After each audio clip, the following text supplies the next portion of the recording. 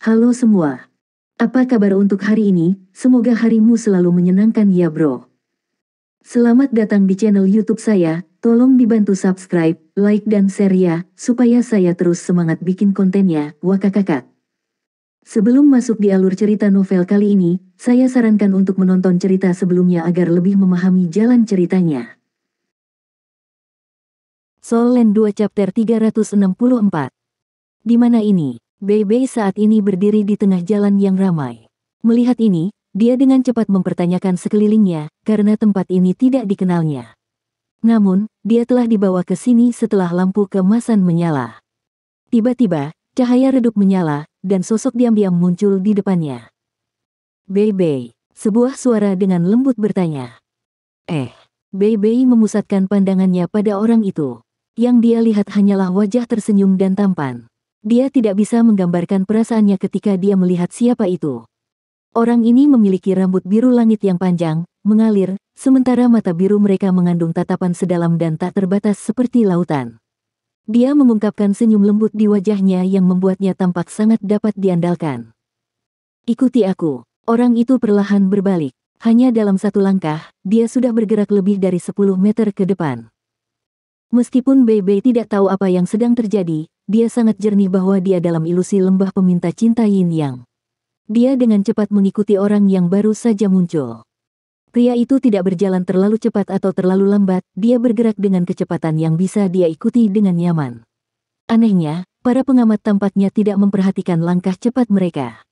Siapa sebenarnya orang ini? Bebe bertanya-tanya saat dia bergerak. Akhirnya, pria itu berhenti di luar rumah.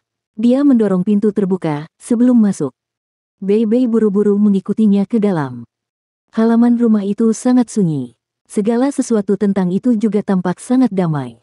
Bahkan suara burung atau serangga tidak dapat didengar.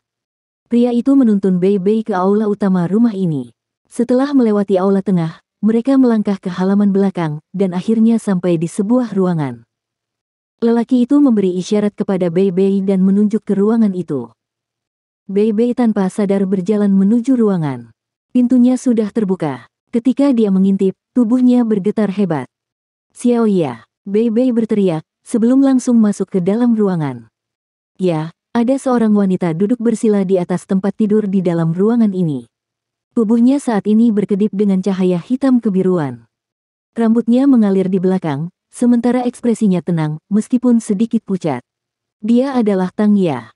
Xiaoya. Bebe menyerbu ke arahnya dan mengangkat tangannya untuk meraih bahunya. Namun, dia hanya menangkap udara. Setelah beberapa saat, Bebe terpana menyadari bahwa tangannya telah menembus tubuh Tang Ya. Mengapa? Kenapa saya ilusi? Xiaoya, Bebe, yang biasanya tenang dan halus, mulai mengalami curahan emosi. Dia ingin memeluknya. Dia ingin memeluk tubuh langsingnya, memeluknya, dan menggunakan panas tubuhnya untuk menghangatkan tubuh sedingin esnya. Segala sesuatu di sekitarnya tiba-tiba sedikit berubah. Tang Ya secara bertahap menghilang, diikuti oleh rumah menghilang, dan akhirnya semua yang ada di sekitarnya menghilang. Setelah ini, bunga merah muda besar dengan aroma bunga yang menyegarkan memasuki visi Bebe. Bunga ini berubah menjadi lingkaran cahaya sebelum menyebar. Setelah ini, ia melihat bola biru berkilau dan sejernih kristal menggantikannya. Itu tampak seperti memiliki perpanjangan kristal, namun sepertinya itu memiliki daun juga. Segala sesuatu di sekitarnya berubah ilusi lagi. Gelombang pusing yang kuat melanda Bebe, dan dia kehilangan kesadaran. Oh, kenapa saya di sini? Bukankah tempat ini sudah hancur? Heika itu tercengang ketika dia melihat sekelilingnya.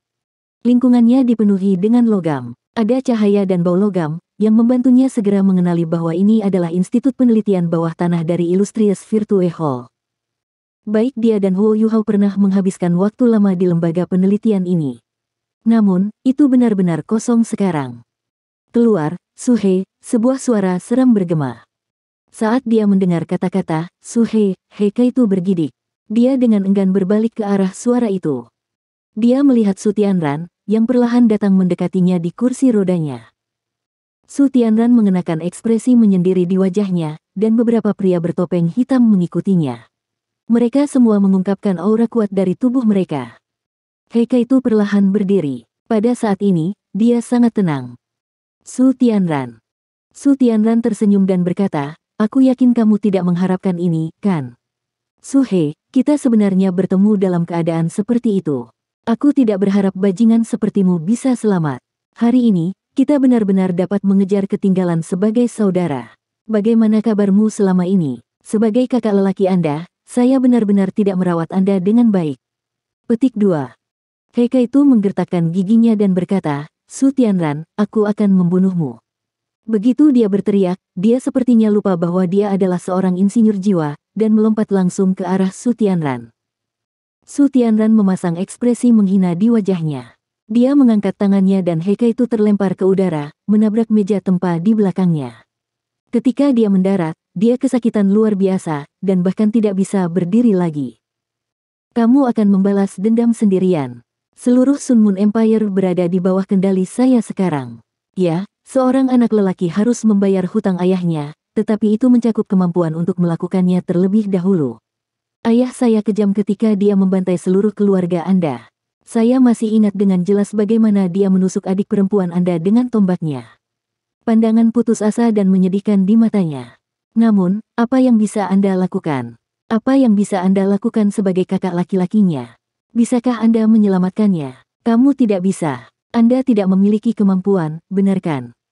Sebenarnya, tidakkah kamu berpikir bahwa hidup lebih menyakitkan daripada mati? Anda telah membawa kebencian ini selama bertahun-tahun. Seberapa melelahkan harusnya hidup Anda? Itu akan lebih baik jika kamu mati. Semuanya akan berakhir ketika Anda mati. Ayahmu bodoh, dia ingin mempertahankan perjanjian sebelumnya, tetapi tidak mau meningkatkan pengembangan alat jiwa dengan mengubah produk eksperimental menjadi senjata, atau memulai perang dan mendapatkan kembali apa yang menjadi milik Kekaisaran Sun Moon. Dia tidak cocok menjadi kaisar. Meskipun saya tidak begitu puas bahwa ayah saya sudah hidup begitu lama, saya harus mengakui bahwa dia telah berhasil. Mengganti ayahmu adalah pencapaian terbesar dalam hidupnya, dan itu telah membereskan semua rintangan di depanku. Masa depan benua Douluo adalah milikku, Su Tianran. Itu milik Kekaisaran Sun Moon. Setelah saya menaklukkan benua ini, saya akan mengubah namanya menjadi Sun Moon Kontinen. Aku ingin kata-kata, benua Douluo, lenyap sepenuhnya dari dunia ini. Petik 2. Semakin banyak Su Tianran berbicara, semakin fanatiknya dia. Dia tampak persis seperti penjahat jahat saat dia duduk di sana. Heike itu berjuang dari tanah, matanya sudah benar-benar merah. Kebencian yang selalu dia tekan telah sepenuhnya dilepaskan pada saat ini. Dia mengeluarkan raungan binatang buas, sebelum menyerang Su Tianran lagi seperti harimau gila. Su Tianran tidak terganggu dengan ini sama sekali.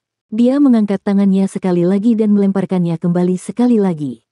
Mati. Sekarat akan mengakhiri segalanya. Sayang sekali Anda tidak akan bisa melihat seberapa makmur benua Sun Moon di masa depan. Ketika Anda mencapai akhirat, ingatlah untuk memberitahu ayah Anda yang sudah meninggal bahwa penguasa yang tidak tahu cara menyerang tidak layak menjadi ayah. Mintalah dia untuk bertobat di sana. Petik 2. Heike itu berada di bawah tekanan besar sekarang, tetapi sebuah suara tiba-tiba menjerit, tidak. Aku tidak akan membiarkanmu menyakitinya. Dan sosok lembut tiba-tiba muncul di depannya. Heike itu melihat 2 cincin jiwa kuning, 2 ungu, 4 hitam dan 1 merah, yang sangat menyilaukan. Xiao Xiao, kapan Xiao Xiao menjadi Douluo berjudul? Saat ini, Xiao Xiao tampaknya sudah dewasa, dan sosoknya menjadi lebih ramping. Dia tampaknya memiliki aura heroik yang lebih besar dan keanggunan yang lebih dewasa tentang dirinya sekarang. Begitu dia mengangkat tangan kanannya, seberkas cahaya gelap keemasan menyilaukan turun dari langit. Tiba-tiba, semuanya mulai bergetar. Sinar cahaya keemasan gelap itu mirip dengan meteor yang sangat besar yang melanda Su Tianran dan orang-orang bertopeng di belakangnya. Ledakan. Sinar cahaya meledak dengan kekuatan yang menghancurkan bumi. Ledakan yang mengerikan mengubah segala sesuatu di sekitarnya menjadi bubuk. Aura kebajikan terkenal menghilang. Semuanya menghilang. Satu-satunya yang tersisa adalah depresi besar yang tersisa, serta jeritan tragis yang ditinggalkan oleh Su Tianran dan para pria bertopeng. Heike itu linglung saat dia memandang Xiao Xiao. Rasa sakit fisik yang dia rasakan sepertinya telah menghilang. Pada saat dia merangkak, dia sudah berbalik. Kaitu, air mata mengalir di wajahnya, berkilau di bawah iluminasi cincin jiwanya. Kenapa kamu begitu konyol? Kenapa kau tidak memberitahuku tentang kebencian di hatimu? Mengapa Anda tidak membiarkan saya berbagi beban Anda? Apakah aku bukan istrimu? Petik 2. Xiao Xiao.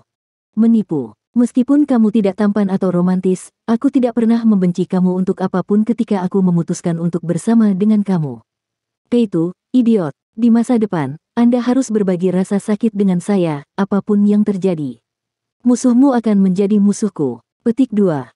Xiao Xiao sudah melompat ke pelukan Hekaitu saat dia berbicara. Dia memeluk tubuh berototnya dengan erat. Air mata mengalir tak terkendali ke wajah Hekaitu. Xiao Xiao, Xiao Xiao, Xiao Xiao. Tanda pisah, tanda pisah. Embusan angin dingin bertiup ketika kepingan salju melayang di udara. Itu benar-benar putih di mana-mana. Salju beterbangan di udara, dan tanahnya benar-benar beku. Terletak di puncak gunung, ada kurang dari 200 meter persegi luas permukaan yang tersedia. Ada lapisan salju tebal di tanah. Tidak hanya dingin, tetapi juga sangat sulit. Ada dua orang yang tampak identik di puncak gunung sekarang. Mata dan rambut mereka biru pucat, dan mereka berdua sangat menggairahkan. Di mana ini? Wang Donger sedikit bingung ketika dia melihat Wang Qiwer di seberangnya. Wang Qiwer sepertinya telah merasakan sesuatu. Dia tampak sangat galak saat dia memindai lingkungan mereka. Ini adalah lokasi petualangan ketulusanmu, pertarungan terakhir di puncak-puncak sedingin es ini. Huo Yuhao akan pergi ke siapapun yang menang. Sebuah suara yang terdengar jauh bergema di udara. Wang Donger menegakkan pandangannya. Bisakah masalah hati benar-benar diselesaikan melalui kekerasan?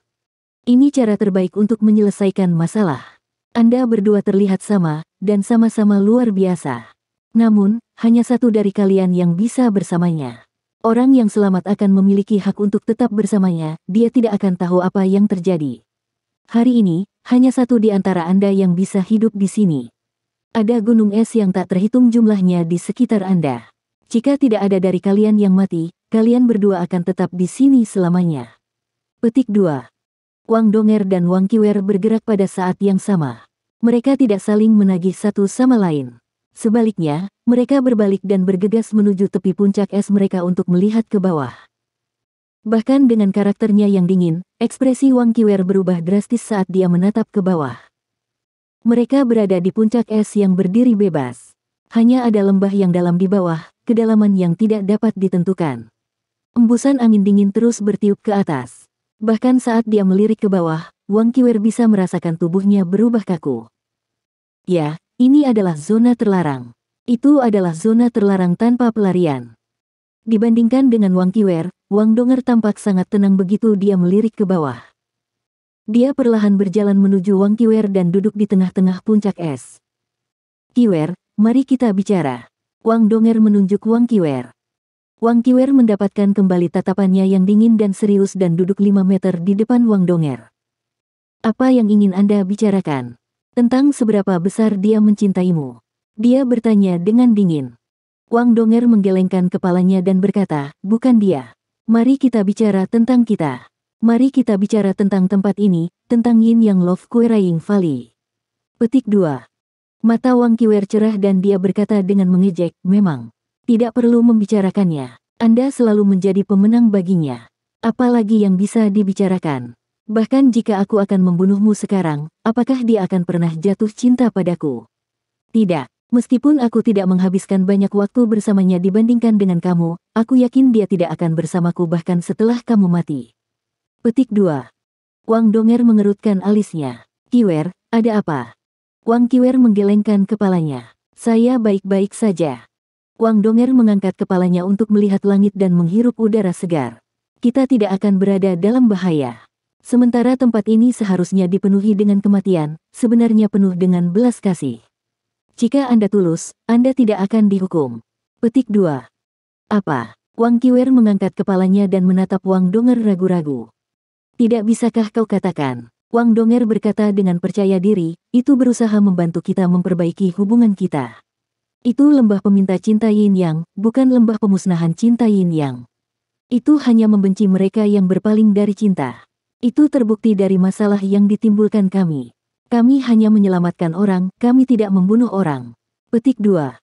Itu sebabnya jelas bahwa ini adalah ujian apakah kita peduli satu sama lain. Wang Qiwer menjadi normal kembali. Lalu bagaimana kita meninggalkan tempat ini? Wang Donger menggelengkan kepalanya dan menjawab, aku juga tidak tahu. Mari kita pergi. Jika lembah pertanyaan cinta menguji kita, bagaimana mungkin dia tidak mengujinya? Tidakkah menurutmu itu aneh? Menurutmu di mana Yu Hao? Petik 2. Wang Qiwer mengerutkan alisnya. Kamu pintar dan tenang. Tapi, Wang Donger tersenyum. Tidak ada tapi. Apa yang ada untuk dipamerkan di depan pria Anda? Dia adalah surga saya. Petik 2. Artikel